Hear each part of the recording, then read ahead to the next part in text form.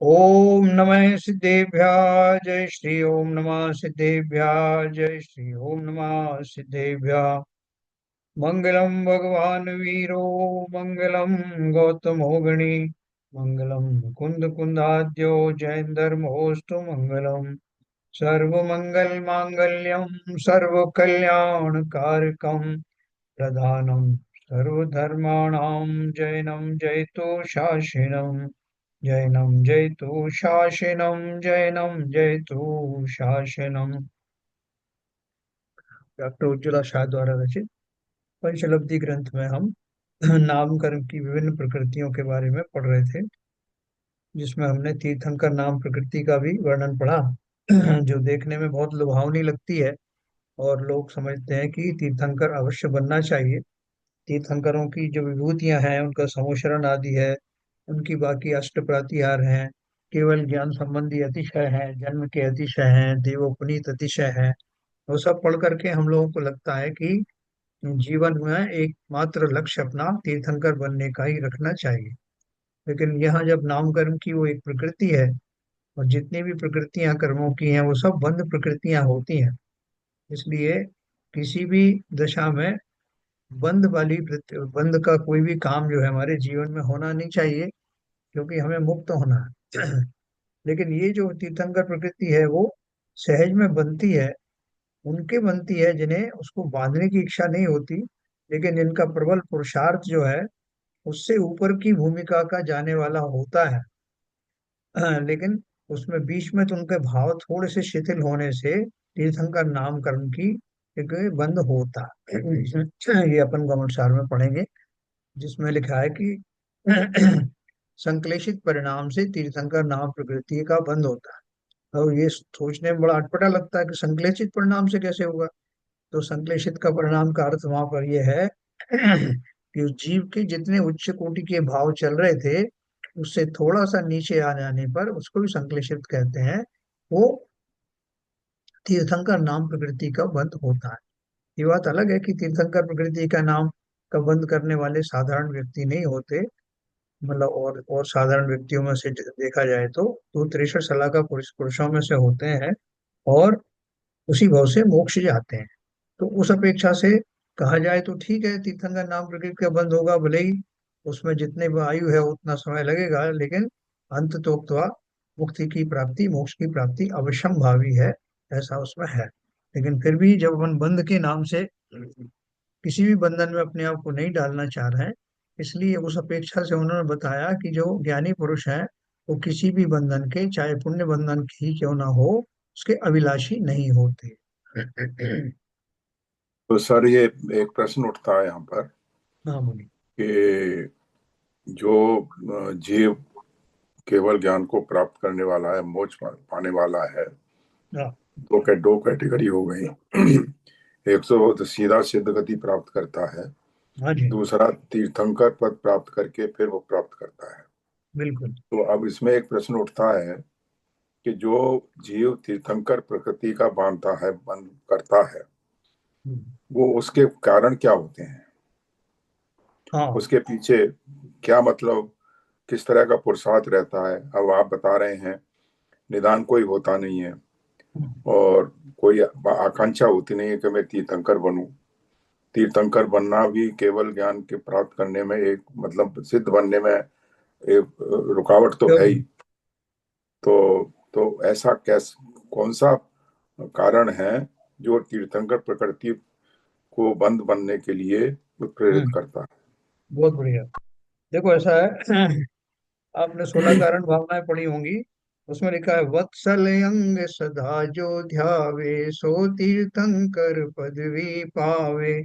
इसका बहुत अर्थ बढ़िया। क्या है कि 16 कारण भावना तो वैसे सभी भाते हैं, लेकिन वो जो जीव हैं जो विशेष रूप से लोक का कल्याण में बहुत ज्यादा इंटरेस्ट लेते हैं कि लोक का कल्याण हो, तो उनको ऐसी सुविधा मिलती है जिसमें लोक का कल्याण वास्तव में होता है। इस ओ। तीर्थंकर नाम प्रकृति का बंद होता है तो इतने जीवों का भला होता है। तो वो एक तरह से उनका जो उनकी कामना है, वो कामना पे जोर देने के कारण, और अपन जानते हैं कामना किसी भी प्रकार की वो जो है वो संश्लेषित ही है, लेकिन उस अपेक्षा से वो अच्छी है। चलो ठीक है कि लोग का उनका इससे लोग थोड़े भ्रमित हो जाते हैं लोग यही सोचते हैं कि साहब लोग की भावना बहानी चाहिए, लोगों के उपकार की भावना बहाना चाहिए। वो सेकेंडरी है। पहला पहला तो स्वयं का तो कल्याण करो ना। स्वयं का कल्याण करने में दूसरों का उपकार अपने आप होता है। कैसे होता है? क्योंकि मैं उनका किसी की बाधा नहीं बनूंगा, किसी जीव को मैं सताऊंगा नहीं। दूसरे मेरी उदाहरण देख करके लोग उसका अनुकरण करेंगे और जीव अपने आप को सुधार लेंगे। तो इसलिए स्व को सुधारना ही मात्र लक्ष्य होना चाहिए। लेकिन ऐसा बीच में आता है, बहुत सारे जीवों के ऐसे भाव आते हैं। तो उसमें जैसे वत्सलांग दिया है, तो मतलब वो लोकोपकार की जो भावना होती उनकी, होती तो सबकी है लेकिन उनकी बहुत प्रबल होती। तो उसके कारण से उनको तीर्थंकर नाम का पद होता बहुत बढ़िया विवेचन किया था आपने, धन्यवाद। है। ये बहुत मतलब काफी दिन से प्रश्न दिमाग में था, हाँ और हाँ। अभी जब ये प्रकरण आया तो एकदम नहीं, अच्छा प्रेरित हुआ। किया। अच्छा किया। ये देखो, ये बहुत छोटी छोटी बातें हैं लेकिन ये बहुत गूढ़ बातें हैं। नहीं, बहुत गुड बात है। तो आगे चलेंगे अपन। अभी देखो, अपन एक नारा लोगों ने दिया था, एक विशेष वर्ग में जैन समाज के, कि भक्त नहीं भगवान बने। तो इस बात का कुछ लोगों ने बहुत ऑब्जेक्शन किया कि ये जो है भक्त नहीं बनना चाहते साहब, ये तो सीधे भगवान बनने की बात करते हैं। तो उसमें कुछ गलत नहीं था, कि भक्त तो हमारा वो पहले का जो व्यवहारिक दशा में जो भक्ति होती है, और वो नीचे की भूमिका में होती है, लेकिन होती भी इसलिए है कि मुझे उन जैसा बनना है। तो उसमें कुछ भी गलत नहीं है कि भक्त नहीं भगवान नहीं, मतलब मैं भक्त तक ही सीमित नहीं रहूंगा, मैं स्वयं भगवान बनूं। वो संकल्प उसमें निहित है, उसको भली प्रकार समझने की आवश्यकता है। तो एक दूसरा प्रश्न और है यहाँ पर, हाँ बोले। जो जो दर्शन मोहनी की दशा होती है, वो अश्रद्धान की होती है। हम्म। और अगर उससे छुटकारा पाते हैं तो जब श्रद्धान हो जाता है तत्वों का, अब स्व का पर का। हम्म। तो अभी जब हम ये स्वाध्याय सुन रहे हैं, और स्वाध्याय सुनने में सबसे पहले जब तक हमारा, और जो स्वाध्याय करा रहा है वक्ता, वो जिनवाणी की वेदी पर बैठकर जो जिनेन्द्र देव है उनकी वाणी का हमको उद्बोधन कर रहा है। तो जब वाणी हम सुन रहे हैं तो वो तभी सुनेंगे जब हमारा वक्ता के प्रति श्रद्धान होगा। तो क्या वो इस तरह का श्रद्धान, ये सम्यक दर्शन को प्राप्त करने के लिए उसमें एक सीढ़ी नहीं है क्या? बढ़िया बात आपने कही है। कि कुछ लोगों ने दूसरे ढंग से भी पूछा है कि एक मिथ्या दृष्टि जीव का जो उद्बोधन है, क्या वो दूसरों को सम्यक दर्शन दिला सकता है? मिथ्या दृष्टि का उद्बोधन है, अभी जितने पंडित हैं, जितने सब लोग बोलते रहते हैं उनमें से, क्योंकि सम्यक दृष्टि तो लाखों में करोड़ों में एकाध होता है। तो ऐसी दशा में इवन बहुत से मुनिराज भी हैं, गारंटी के साथ सब सम्यक दृष्टि नहीं है, कुछ होंगे, इसमें दो राय नहीं। लेकिन उनके उपदेश सुन करके जीवों को सम्यक दर्शन हो सकता है या नहीं, ये प्रश्न उठता है। उस प्रश्न का जवाब उज्ज्वला शाह ने भी दिया है, बहुत अच्छा, इस किताब में भी दिया है। कि जैसे एक पोस्टमैन होता है, पोस्टमैन क्या करता है? आपके किसी रिश्तेदार ने कुछ पैसे मुद्रा भेजी, वो ला करके आपको डिलीवर करता है। वो अपने पास से कुछ नहीं दे रहा, वो ला करके वो दे रहा है जो आपके किसी अजीज ने आपको भेजा है। तो उसकी भूमिका मात्र थी, फिर गांव में जब जो आता था तो लोग उसका बड़ा स्वागत करते थे, वो लोग बड़ा श्रद्धा रखते थे उसके ऊपर कि ये हमारे रिश्तेदार से हमको कनेक्ट कर रहा है, उसके माध्यम से हमें धन की प्राप्ति हो रही। ठीक उसी प्रकार से ये जितने विद्वान हैं, पंडित हैं या मुनि रव लोग हैं, वो सब पत्र वाहक ही हैं, पोस्टमैन है। वो जिनेन्द्र देव की वाणी परोस रहे हैं। तो उससे उनका कोई वो कमी नहीं हो जाती।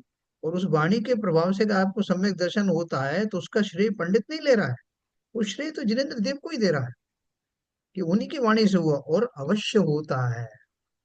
क्योंकि माल तो वो है असली, ये तो खाली इसके माध्यम से आ रहा है। तो ऐसा कहना कि हाँ वो मिथ्या दृष्टि के माध्यम से सुनने वाली भी जीव से जो सम्यक दर्शन नहीं होता या पंडितों के उससे नहीं होता, ये जो है लोगों ने अपना एक धारणा बना रखी है, मात्र इसलिए कि उनको पंडितों को या तो जो है थोड़ा कम आंकना है। इवन जो मुनि की भूमिका में भी है, उनके उपदेश होते हैं अच्छे, वो तो उपदेश होते हैं, वो सम्यक दृष्टि ना भी हो। जैसा कि मैंने आपको बताया कि लाखों करोड़ों में एक आध सम्यक दृष्टि होता है। आवश्यक नहीं कि जितने मुनि राज हैं वो सब वस्त्र उतारते ही सम्यक दृष्टि हो जाते हैं, लेकिन फिर भी उनके उपदेश बहुत उपकारी होते हैं, और बहुत जो है वो हृदय स्पर्शी होते हैं, उनके माध्यम से जीवों को सम्यक दर्शन हो जाता है। इसलिए ऐसा मानना कि वो दूसरे जितने भी लोगों के उद्बोधन हैं वो व्यर्थ जाते हैं, ऐसा नहीं। नहीं, मेरा प्रश्न, ये तो आपने दूसरा प्रश्न उठाने वाला था, हाँ। उसका जवाब दे दिया। ओके।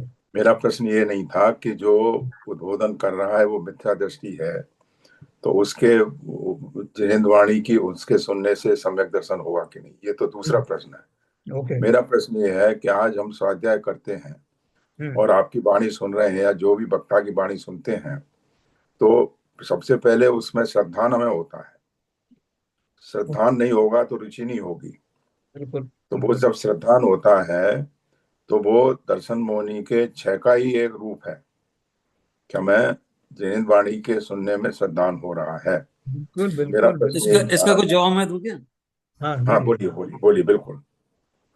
तो देखिए, ऐसा है कि यदि जो जो भी मिथ्या दृष्टि है, लेकिन वो यदि प्रवचन कर रहा है और प्रवचन में उतना ही बताना है जो जो जिनवाणी में लिखा है, और तर्क सम्मत जिनवाणी में लिखा हुआ और उसको ही उसका ही वर्णन कर रहा है, तो वो निश्चित रूप से आपको पुण्यभागी, आप उसका लाभ लेके आगे बढ़ सकते हो।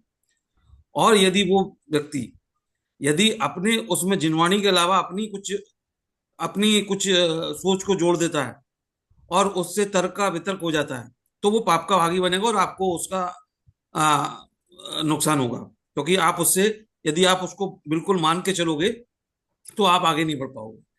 और निश्चित रूप से जो अभी अब जो हम सत्संग करते हैं, इसमें चाहे मित्यदर्शी हैं, तो ये अब जैसे कभी कहते हैं ना कि एक पहली सीढ़ी तो है ही है, मतलब एक पहली सीढ़ी तो हम खड़े ही हैं। ठीक है, मित्यदर्शी हैं, लेकिन कुछ ना कुछ तो हमारा चाव है यहाँ पर, कुछ ना कुछ तो हमको यहाँ पर मन लगता है जब भी हम उसको सुनने आते हैं।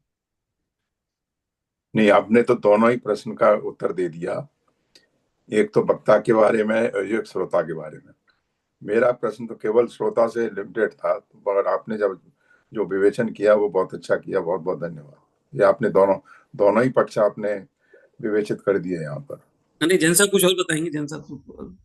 देखो, एक एक चीज इनको, आपका जो प्रश्न था कि जो हमारी जो वक्ता है उसके प्रति रुचिवान होना, रुचि होना या श्रद्धावान होना, क्या वो वास्तव में सम्यक दर्शन की दिशा में बढ़ना सिद्ध होगा? यही प्रश्न है आपका शायद। Yes yes yes. तो अभी देखो, मुझे एक कील ठोकनी है दीवार के ऊपर में, तो मुझे मालूम है, ये पक्का मेरा श्रद्धा विश्वास हो गया है कि कील जो है वो उसको दीवार पर रख करके और हथौड़े से ठोका जाता है, ये मुझे ज्ञान है। मैंने उसी हिसाब से वो करने के लिए कील को यथा स्थान पर रख दिया, और मुझे मालूम है कि इसको हथौड़ी से ठोकूंगा तो ये टूट जाएगी। अभी चोट मारनी शुरू नहीं की, लेकिन मेरी ये रुचि और मेरा पक्का विश्वास है कि इसी तरह से कील ठोकी जाती है। तो उस प्रक्रिया से पूरा जुड़ जाने से, उस पर श्रद्धा होना ही पहली सीढ़ी है। उसके बाद तो आपका एक्चुअल काम होगा। तो ठीक उसी प्रकार से जिन जीवों ने जिनेन्द्र देव की वाणी को किसी के भी मुख से सुनकर ये विश्वास कर लिया है कि ये जिनवाणी अवश्य ही हमारे लिए कार्यकारी होगी, उतने मात्र से उनकी रुचि उस ओर केंद्रित हो गई। इसी को जो वीर गुण है ना, पुरुषार्थ जिसकी एक पर्याय है, उसकी ओर वीर का ढलना कहा जाता है।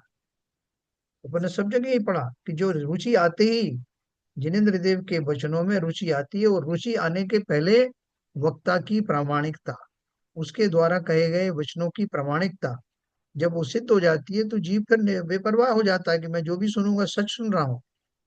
फिर वो आगे की स्टेज में बढ़ता चला जाता बहुत बढ़िया, बहुत है। बढ़िया। चले आगे चले। जैसे। चलिए,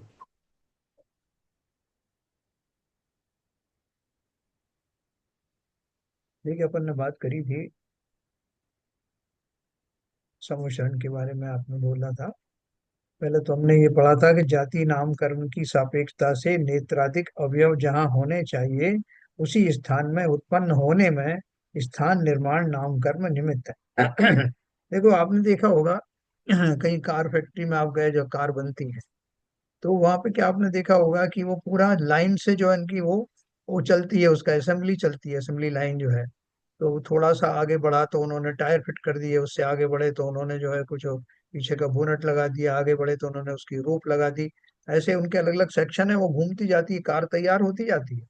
तो जिन जिन की जो कुशलता है, योग्यता है, जिनका जो काम है, वो उसमें सहयोग करते जाते हैं और कार बनती चली जाती है।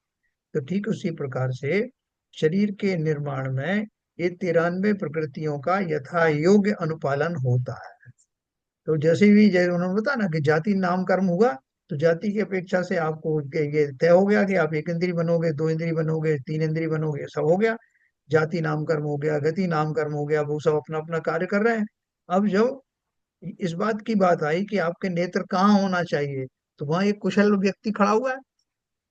तो वो क्या करेगा, जिस जगह पे आप मेंढक है तो मेंढक की आंखें कहाँ होती हैं और किस रूप में होती है, वो वैसा बना देगा। उस स्थान का चयन करेगा जो वास्तव में उसके लिए वाजिब है। तो यहाँ उसका कार्य आता है, इसलिए उन्होंने बोला कि जाति नामकरण की सापेक्षता से नेत्राधिक अवयव जहाँ होने चाहिए, उसी स्थान में उत्पन्न होने में स्थान निर्माण नामकर्म निमित्त है। ये सारे डिस्ट्रीब्यूशन जो 93 प्रकृति के किए हैं, ये उसी की असेंबली समझो आप, जैसे कार असेंबल हो रही, या कोई भी चीज जो है पूरे लाइन के उसमें प्रोजेक्ट हो रही है, तो उसमें अपना अपना काम सब कर रहे हैं, वो पूरा प्रोजेक्ट पूरा हो जाता है। जैसे मछली की आंखें विवक्षित जगह होती हैं, तो मेंढक की आंखें उनके योग्य स्थान पर तथा मनुष्य की आंखें अपने यथा स्थान पर होती हैं। प्रमाण निर्माण नामकर्म के उदय में, देखो एक प्रमाण निर्माण क्या है ये, कि कितना, हाँ, उसका प्रमाण है, कितनी क्वांटिटी है। प्रमाण निर्माण नामकर्म के उदय में नेत्रादिकों का जो प्रमाण है, अर्थात जो संख्या निश्चित है, उतनी संख्या में वे अवयव निर्माण होते हैं। संख्या भी हो गई और वो यथा स्थान स्थान पर भी हो। होते हैं। हाँ, यथा स्थान पर होते हैं, और जितने छोटी या बड़ी उनको होना है प्रोपोर्शनेटली, वो भी संस्थान नामकरण के उदय में वही होती है।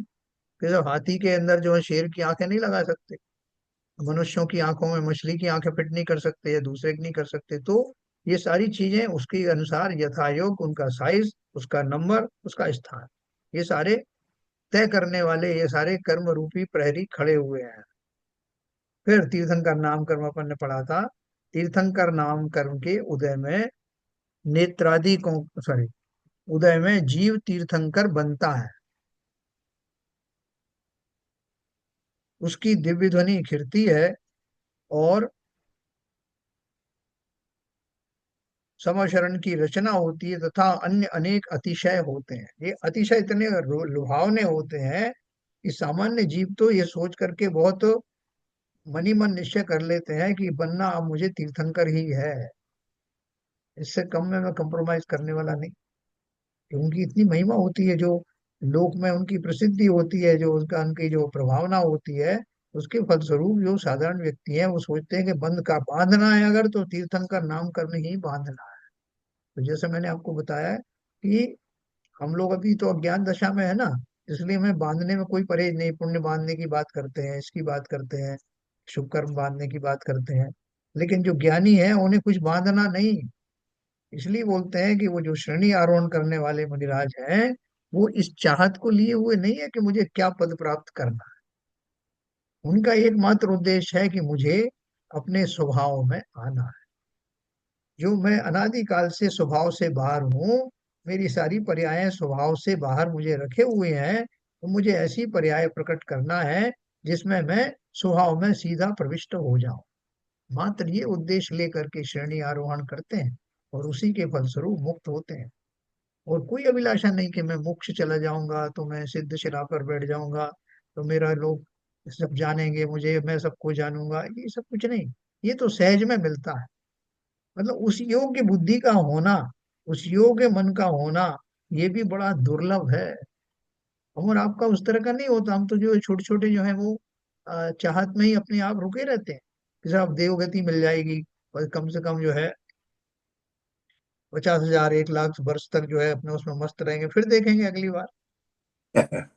हाँ, उसके बाद फिर बांध लेंगे, जैसे बिल्कुल एकदम हमारे लिए तैयार बैठा है कि आपने उतना बांध दिया, फिर उतना भोगा, फिर चल दिए। एक इंद्रिय से डिग करके जीव देवों से देव गति से डिग करके एकेंद्रीय में सीधा आ सकता है। तो इसलिए ये जो कामना है ज्ञानी आदमी नहीं करता। नाम कर्म की इन 93 प्रकृति का वर्णन पढ़कर तुम कौन सी प्रकृति बांधने का विचार कर रहे हो, उन्होंने अपनी बेटियों से पूछा। अन्य नहीं तो कम से कम तीर्थंकर प्रकृति तो बांधना योग्य है कि नहीं, इस बात का निर्णय सर्वप्रथम होना चाहिए।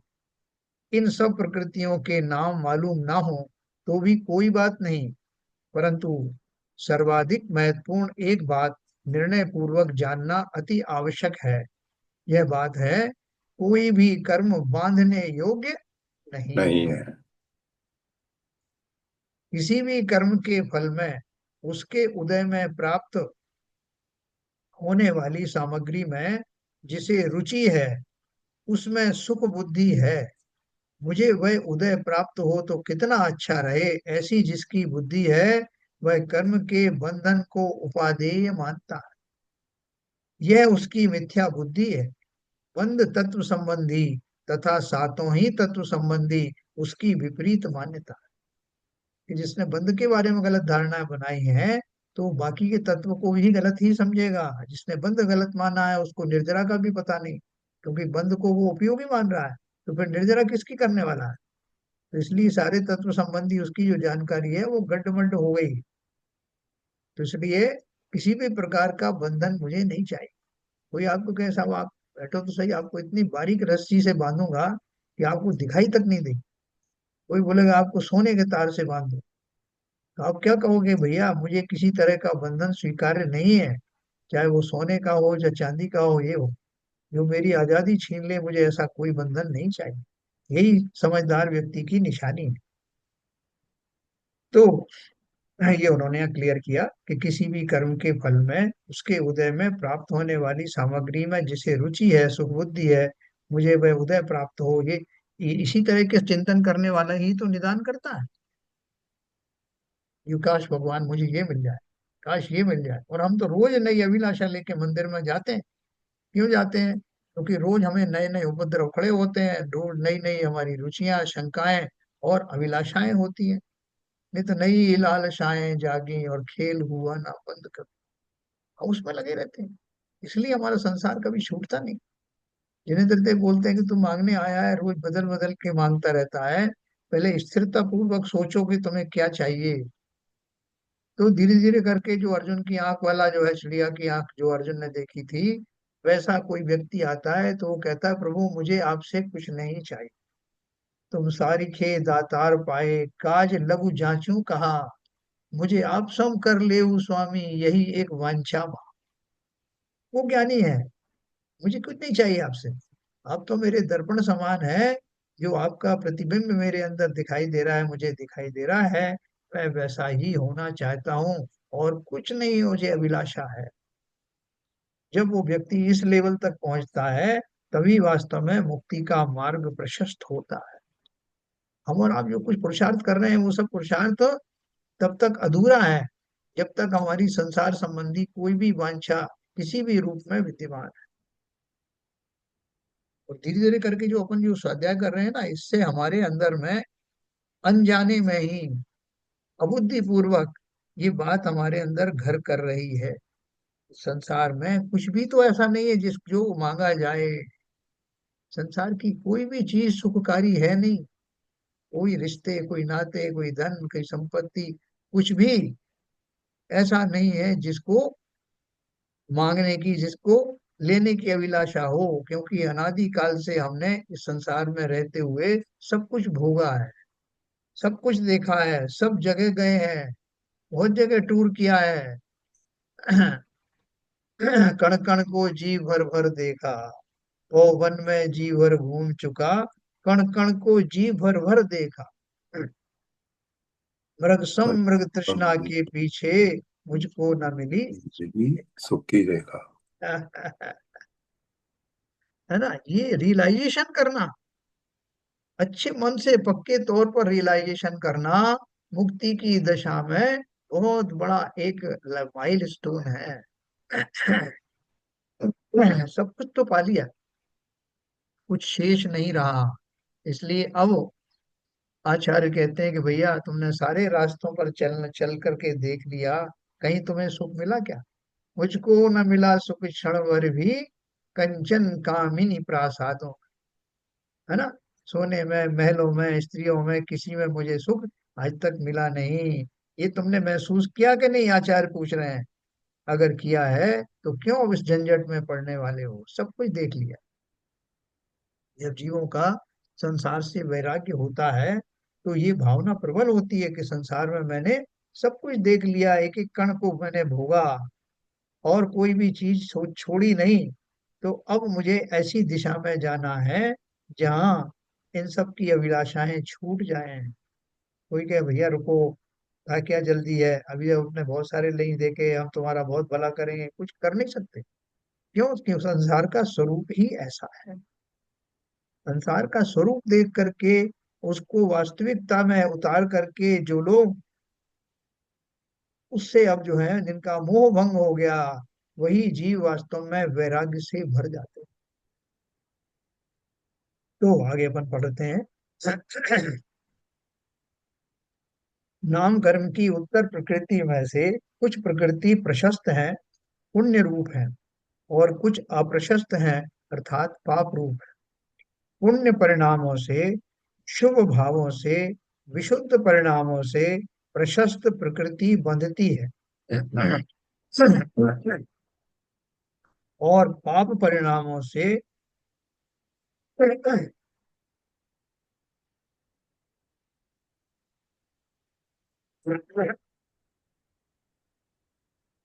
अशुभ भावों से, संक्लेश परिणामों से अप्रशस्त प्रकृति बनती है। ये अपन ने समझ लिया दोनों का, है ना? जैसे परिणाम होंगे वैसे आपके जो प्रकृतियों का बंध होगा। क्योंकि अपन ने देखो, नाम कर्म की प्रकृतियों में कुछ प्रकृतियां शुभ हैं, कुछ अशुभ हैं।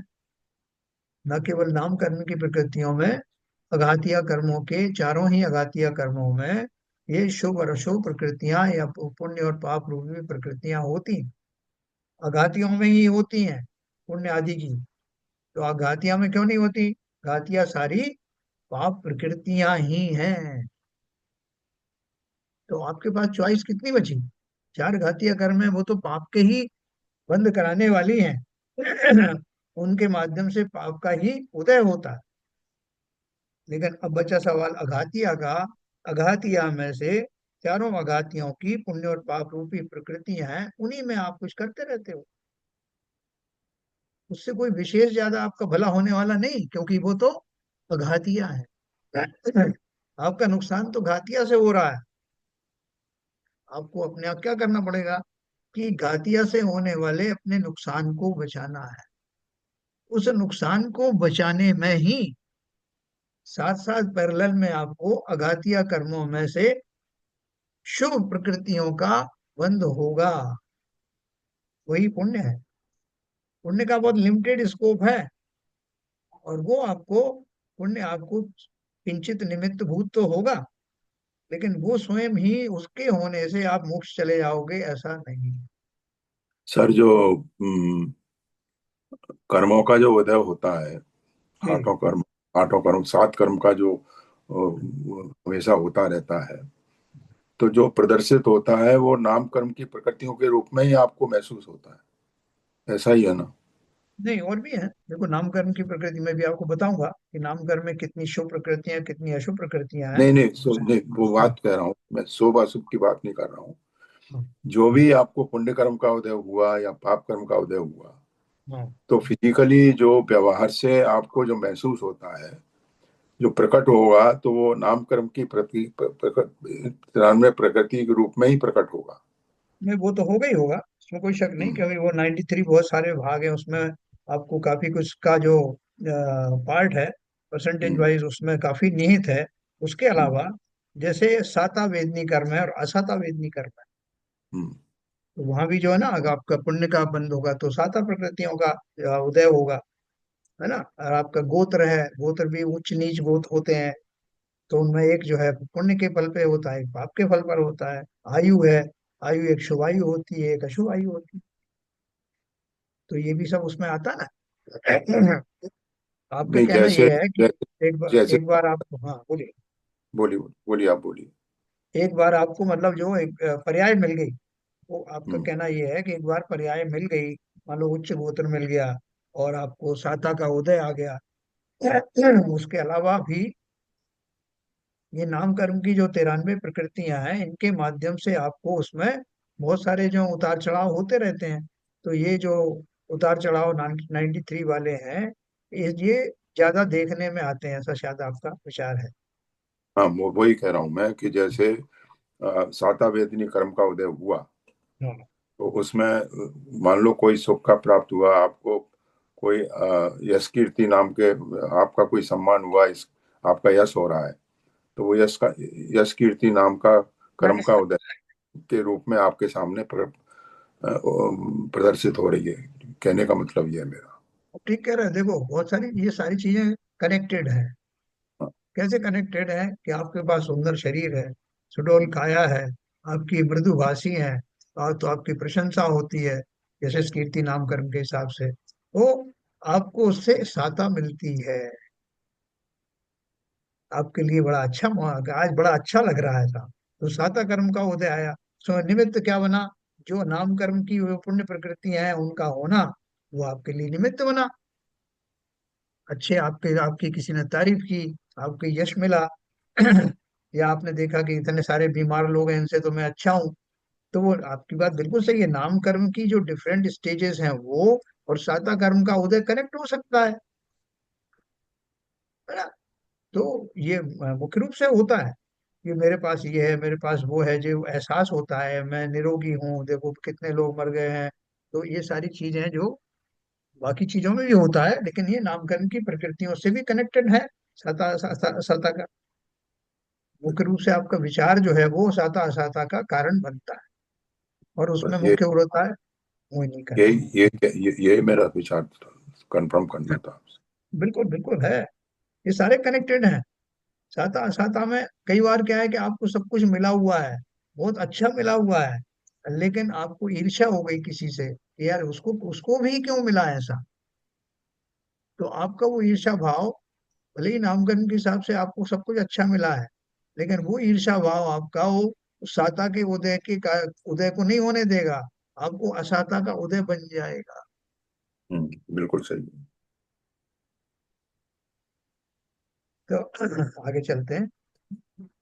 कर्म पुद्गल द्रव्य है, पर द्रव्य है, उसे बांधना या छोड़ना तो किसी भी जीव के अधीन नहीं है ना? कर्म बांध लिया और छोड़ दिया, तो वो बोल रहे हैं कि ये पर द्रव्य है। ऐसा कहने में जरूर आता है, लेकिन वास्तविकता क्या है? अनंत भगवान भी कर्म की एक भी अवस्था को पलटा नहीं सकते,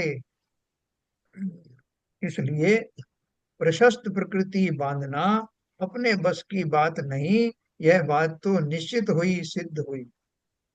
हमने ऊपर पढ़ लिया प्रशस्त कर्म और अशुभ अप्रशस्त कर्म, तो हमने अब संकल्प ले लिया कि साहब आगे से मैं प्रशस्त प्रकृतियों का ही बंद करूंगा। है, क्योंकि हमने उसकी बारीकी नहीं समझी। शास्त्रों में लिखा है, हमने इसमें से निर्णय ले लिया कि भाई ये इससे जो जो प्रशस्त प्रकृति है वो अच्छी होती है, अप्रशस्त बुरी होती है, इसलिए मैं प्रशस्त वाली ही बांधूंगा। तो बांधूंगा का अर्थ क्या है? वो कोई फिजिकल चीज नहीं है कि आप बैठ के बांध रहे हो रस्सी है। वो ये कहना चाहते हैं कि जो फिजिकल फॉर्म है कर्म की या उनके बंधन की, वो आपके हाथ में नहीं। आपके हाथ में क्या है?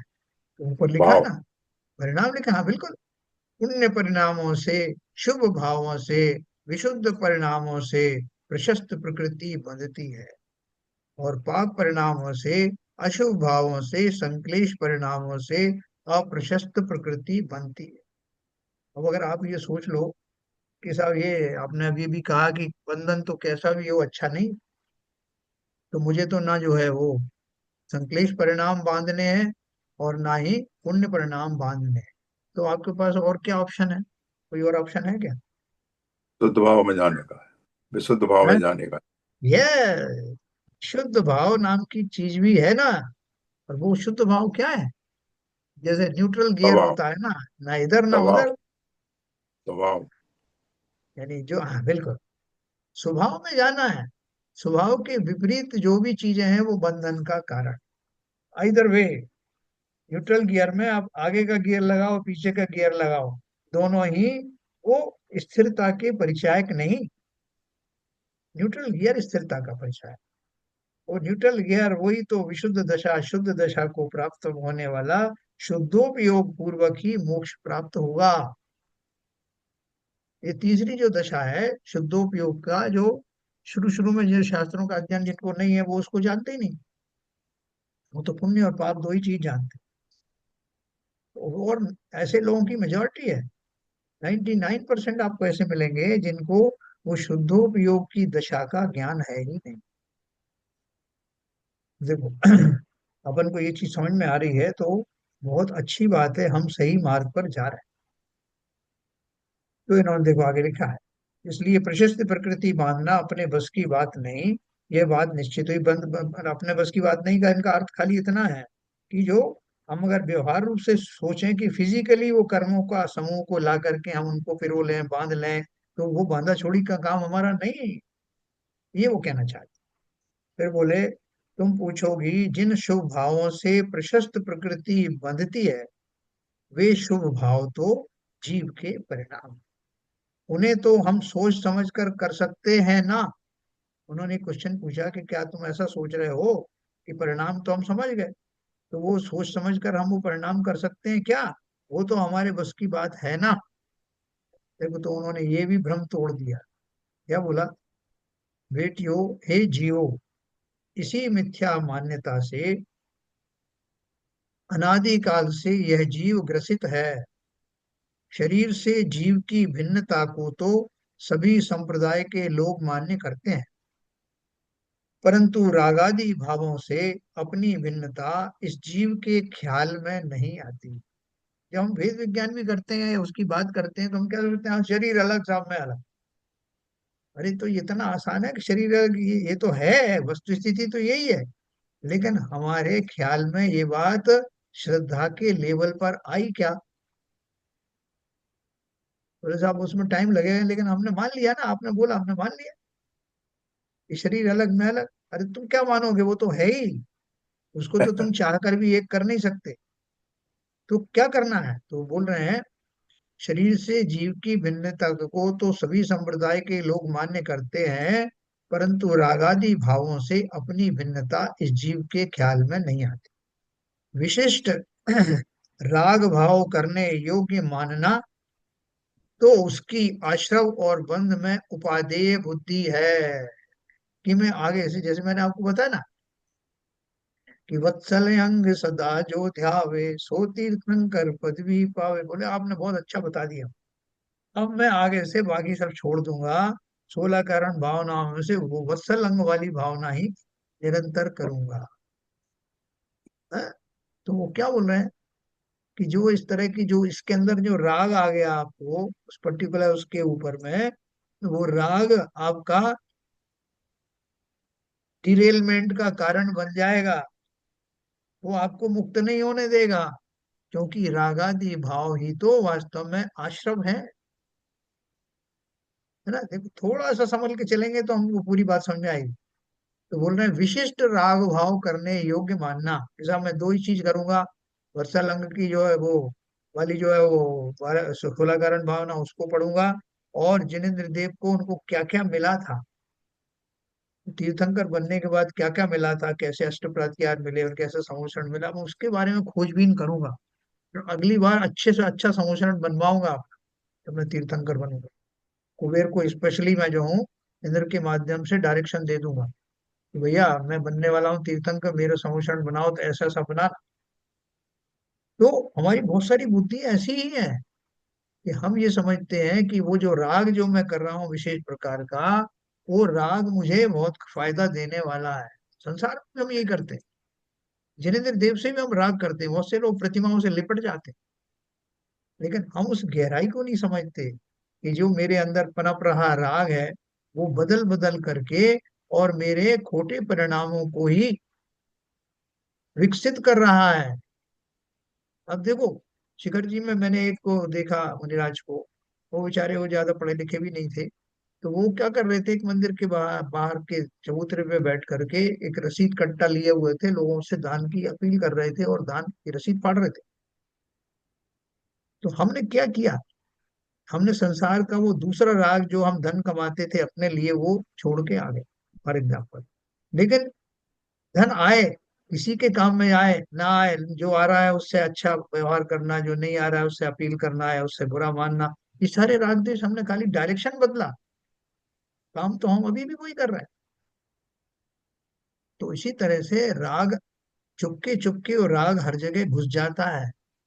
मंदिर का काम करने वाले जो गुल्लक खोलते हैं ना, तो उनको बड़ा आनंद आता है। क्यों? क्योंकि उनका आनंद उन संसारी क्रियाओं से जुड़ा हुआ है।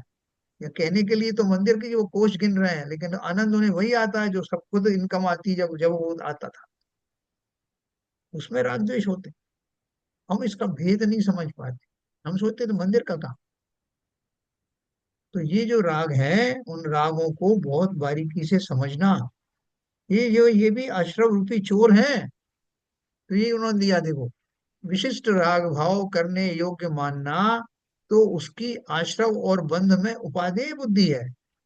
राग भाव करना मेरे हाथ की बात है, मैं चाहूं जैसे विकार को पलटा सकता हूं या कर सकता हूं, ऐसा मानने वाले ने जीव तत्व और आश्रव बंध तत्व को एक मेक माना है। सात तत्वों का सही स्वरूप एवं उनकी आपस में भिन्नता उसके ख्याल में आती नहीं। यहाँ पेच फंस जाता है। हमने जो कुछ पढ़ा है, हम उसको मात्र उसको पढ़ने मात्र से ये समझते हैं हमने पढ़ लिया सब। हम जीव का स्वरूप समझ गए, अजीब का समझ गए, आश्रव बंध संवर निर्जरा सब समझ गए। लेकिन ये समझना तब समझ में आता है कि ये हमारा समझना अभी कोई कार्यकारी हुआ नहीं, जब किसी और तरह से हमारा राग भाव जागृत होता है। अब देखो, बहुत सारे लोग जो है वो अपने घर से अगर वो उदासीन भी हो जाते हैं, तो मंदिरों के उनकी लीडरशिप में, उनके मैनेजमेंट में, उनमें एक दूसरे के प्रति राग भाव द्वेष भाव वो हो जाते हैं, तो उनके ग्रुप बन जाते हैं, एक दूसरे में ईर्ष्या भाव होती है, एक दूसरे से लड़ाई झगड़े होते हैं, और सोचते हैं हम तो मंदिर का काम कर रहे हैं। क्या बदला? हमने इसी तरह से इनकी खाली परिभाषाएं जानने के बाद भी इनसे छुटकारा नहीं मिलता, जब तक उनका वास्तविक, उसकी जो मूल भावना है वो ना समझ पाए कि आश्रव का भाव किससे होता है, कौन से रागादि भाव मेरे अंदर उत्पन्न होते हैं, और उन सब का जनक क्या है। रागादि भाव का, राग द्वेषादि भाव का, और दूसरे भावों का जो जनक है वो क्या है, बताओ भाई। कौन सी, जिसके कारण मैं तत्वों का स्वरूप नहीं समझ पा रहा हूँ, पढ़ने के बाद भी समझ नहीं पा रहा हूँ, उनका वास्तव मर्म नहीं समझ पा रहा हूँ, उसका कारण क्या मिथ्यात्व। मिथ्यात्व है। मिथ्यात्व है। है?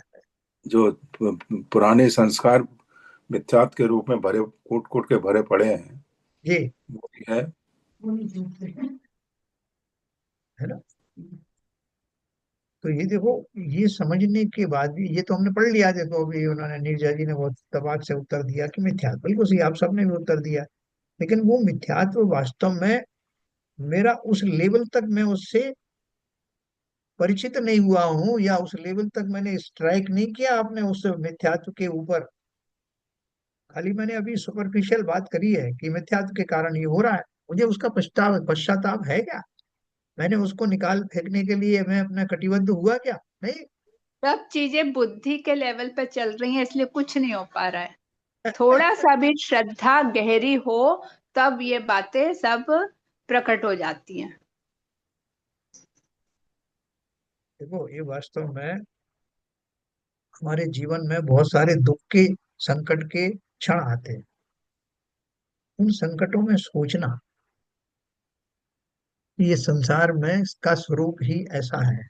यहाँ कोई भी चीज ऐसी नहीं है जो आपको परमानेंट सुख दे सकती है। इस संसार का स्वभाव ही ऐसा है। इस संसार में रहना किसको है? ऐसा अगर आपको उन क्षणों में ये बार बार आए, अगली बार फिर दुख आएगा, फिर संकट आएगा, उसको अपॉर्चुनिटी बना लेना। आज तक कोई भी ऐसा व्यक्ति वैराग्य को प्राप्त नहीं हुआ कि वो सो कॉल्ड सुख में डूबा हुआ है और बोले चलो भाई साहब अपन वैराग्य अपन दीक्षा लेकर के आते। जितने भी मनीषी हुए, किसी ने सफेद बाल देखा तो उनको संसार से का वो स्वभाव पता लग गया। किसी ने बादलों को बिछुड़ना देखा, किसी ने बिजली की चमकने नष्ट होते देखा। अर्थात वियोगी संयोगों में, जो हम नहीं चाहते, उन संयोगों में ही जीव को वास्तव में इस बात का भान हुआ, संसार रहने योग्य की जगह नहीं है, यहाँ कुछ मिलने वाला नहीं। ऐसा विश्वास जिन्हें होता है, वो विश्वास दिलाने के लिए प्रकृति ने हमको ये दुख रूपी जो है बहुत सारी अपॉर्चुनिटीज दी है। हमारा बेटा हमारी बात नहीं सुनता, हमारी पत्नी हमारी बात नहीं सुनती, संसार में मेरे को कोई वो प्रशंसा नहीं मिलती। बहुत अच्छी बात है। अब प्रशंसा का जो मोह है वो ऐसा मोह है, उस चक्कर में लोग कोई रील बना रहे हैं, कोई कुछ कर रहा है, कोई स्त्रियां घर का काम ही नहीं कर रही हैं, वो जगह जगह रील बना रहे हैं, कहीं कुछ कर रहे हैं, इसलिए किंचित प्रशंसा पाने के लिए। तो ये प्रशंसा रूपी जो नशा है, या और दूसरी अनुकूलता वाले नशा है, वो आपको संसार में ही पटके रखेगी। इसलिए जो दुख और संकट आते हैं, वो कहते हैं उन दुख और संकट को वस्तु स्वरूप विचार खुशी से सब दुख संकट सहा करे। वस्तु स्वरूप जिन्होंने समझ लिया, वो उन दुख संकटों को अपॉर्चुनिटी बनाएंगे, कि इनके माध्यम से ही मुझे पता लगा कि संसार में कोई किसी का नहीं। सीता जी कितनी प्रसन्न हुई, उनको बार बार परीक्षाएं दिलवाई तो उन्होंने कहा नो मोर परीक्षा, बहुत हो गया है संसार में परीक्षा देते देते, संसार में रहना ही नहीं। मोह भंग हो गया उनका। ऐसा मोह भंग हमारा कब होगा?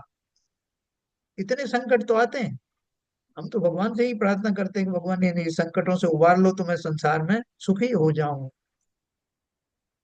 ये सिग्नल दे रही है प्रकृति जगह जगह है कि भैया तुम कहाँ सुखी होके बैठे हो संसार में, कहूँ ना सुख संसार में, सब जग देखो छान।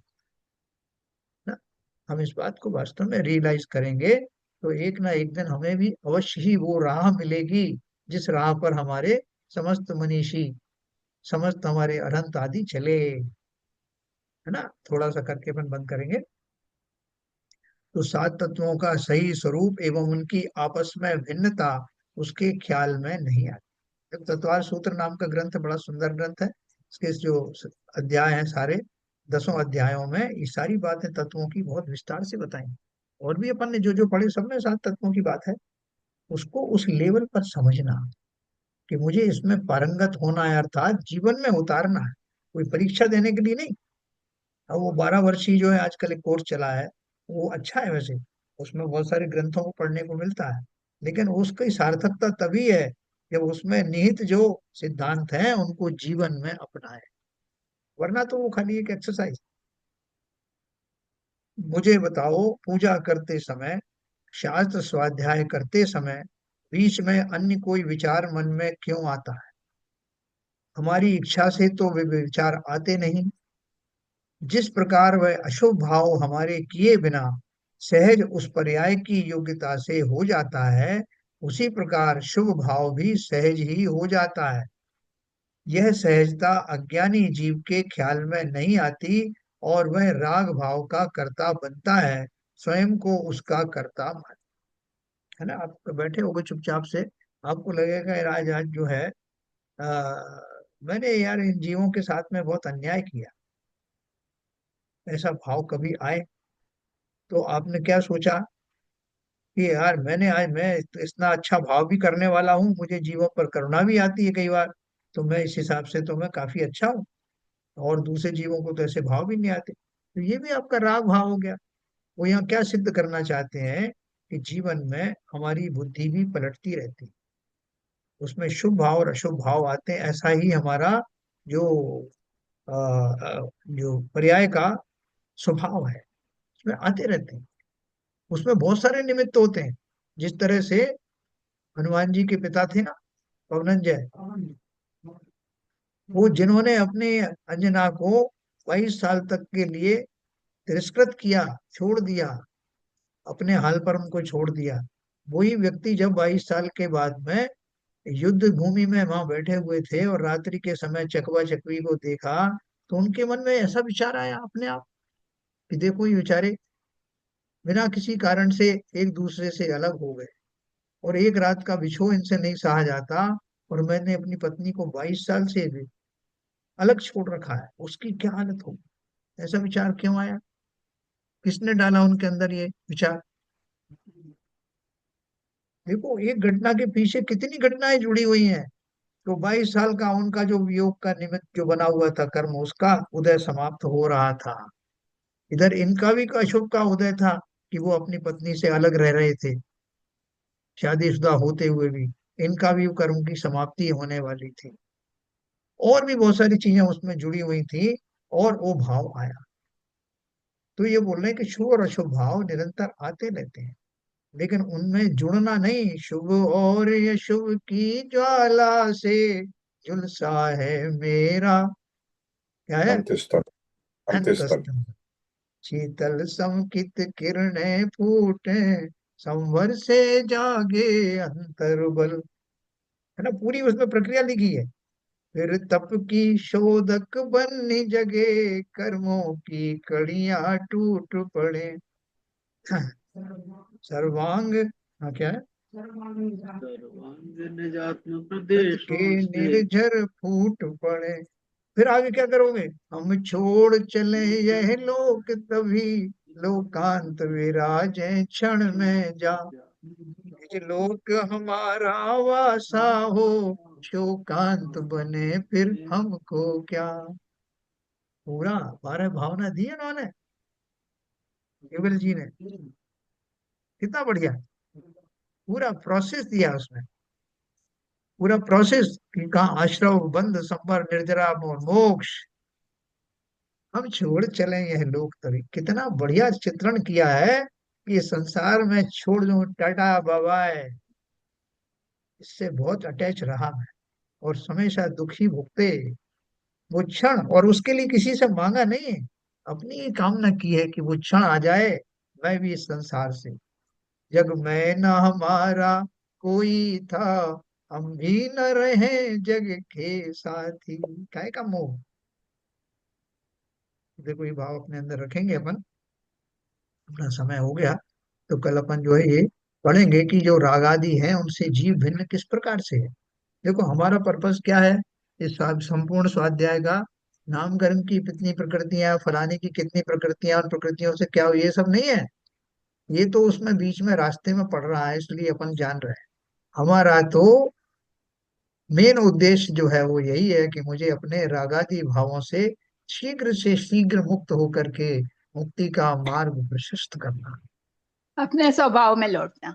स्वभाव में आना है। बढ़िया, है ना। चलिए अभी समाप्त करेंगे। जिनवाणी स्तुति करें।